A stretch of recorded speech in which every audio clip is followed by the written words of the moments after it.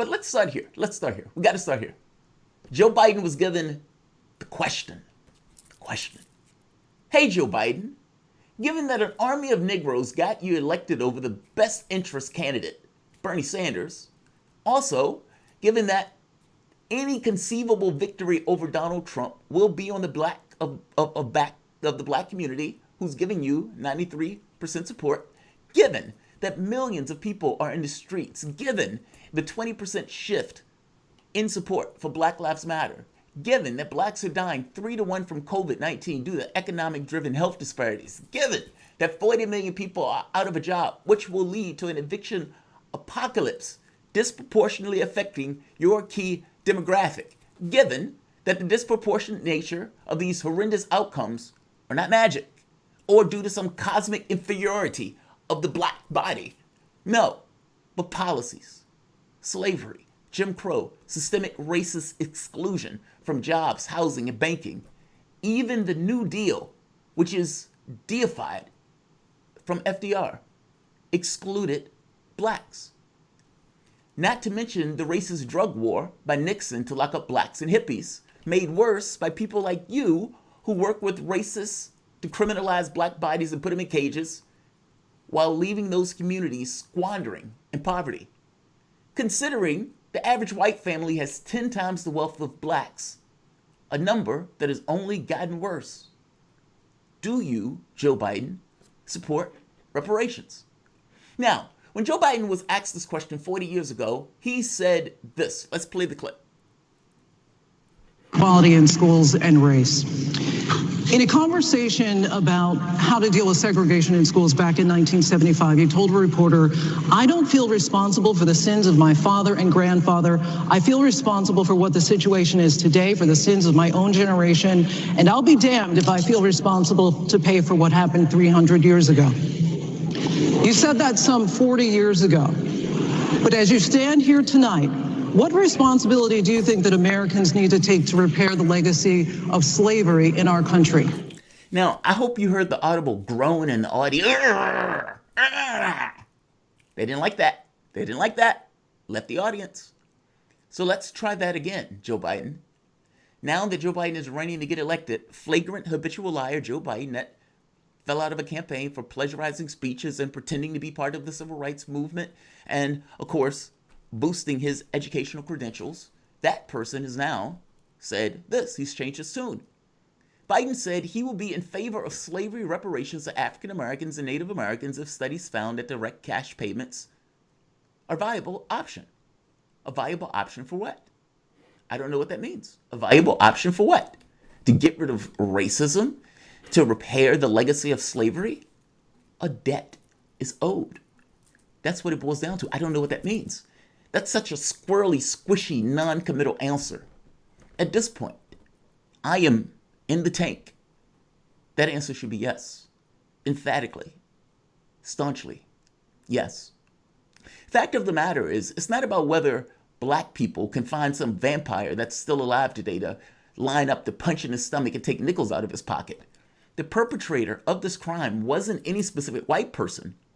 It was the U.S. government.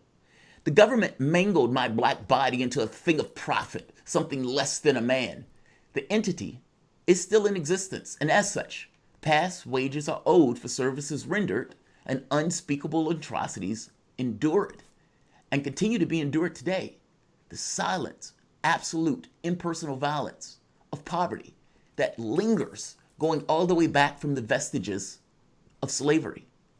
History does indeed stick to itself. You must understand also that it wasn't just the labor. To make this illicit pursuit work, reality itself had to be mangled and deformed, not just for the slave, but for the entire structure of society. All to prosper one lie. That man wasn't in fact a man, but was something lesser than. Even going so far as to codify it into law that you are 3/5. But what's reality? You had a white person that would staunchly believe to his very core, that not with a nickel in his pocket, without two brain cells rubbed together, that he is somehow better than that other black person that may have those things because of his white skin. reality itself had to be mangled for both, not just one or the other. Art, history, religion, cultural norms, banking and loans, schools, jobs, hiring practices, housing locations, speech, and of course, economic station. All of these things going all the way, stretching all the way until like the 80s. Fact of the matter is, there are consequences for those laws crafted by a government that still exists now. And those consequences flow through time like blood through our veins. We are dealing with the result of actions by a government that set certain laws in motion and by a society that was incentivized to keep those particular behaviors because they wanted to keep the social distance from this other group. Your society is still trying to extricate itself, white and black, from that particular issue. Consider for the moment the notion of integration. Your society was already integrated. Blacks and whites were already together, and yet they had this notion of let's get integration done. Reality itself was mangled. We are pulling ourselves out of that. The catch here is, do you want to actually deal with the real material consequences of your government's actions? I can look at the income inequality, the 10-to-1 difference. I can show you the metrics, the numbers. Do you realize brain matter within the context of kids deforms due to poverty? Life expectancy goes down. You have a situation where those communities are higher risk of crime, higher risk of violence. And again, not acts of God. These are things that took place from vestiges of slavery. You could see it statistically. Do you want to deal with your history honestly or not?